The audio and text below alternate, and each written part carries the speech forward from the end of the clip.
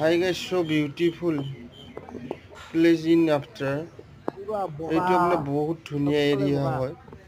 আপোনালোকে যদি গৈছে কমেণ্ট কৰিব কোন জেগা, আৰু যদি ভাল লাগিছে প্লিজ লাইক কৰিব, ছাবস্ক্ৰাইব কৰিব, যাতে ভিডিঅ'বোৰ দিলে আপোনালোকে ভালদৰে চাব পাৰে টুৰিষ্ট প্লেচবিলাক।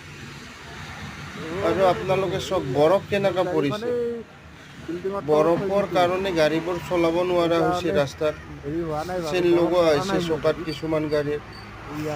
আপনাৰ সব ইঞ্জিন আপনাৰ সেলফ কাম নকৰা হৈছে আপনাৰ ঠাণ্ডাত বৰফৰ কাৰণে। গতিকে হিলছ এৰিয়াত গ'লে বা আইচ এৰিয়াত গ'লে হিলছতকৈ আইচত বেছি আপোনাৰ ৰিক্সি হয়, কাৰণ ব্ৰেক নালাগে আৰু জেগাবোৰ ভালদৰে গম পোৱা নাযায় যে তলত কি আছে, গাঁত আছে নে কি আছে। গতিকে অকণমান চাই চিতি চলাব লাগে, আৰু ড্ৰাইভিংটো একদম ৰিক্সি হয়। গতিকে যেনে তেনে আৰু ড্ৰাইভাৰ লৈ গ'লে নহয়, ভাল এক্সপিৰিয়েঞ্চ থকা ড্ৰাইভাৰ লৈ যাব লাগে। এইটো হ'ল আপোনাৰ টুৰিষ্ট প্লেচে হয়। আপোনাৰ চব কিমান বৰফ পৰিছে, কাশ্মীৰৰ নিচিনা পৰিৱেশ।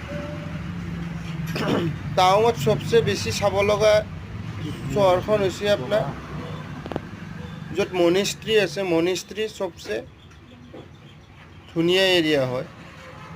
গতিকে আপোনালোকে কমেণ্ট কৰিব প্লিজ।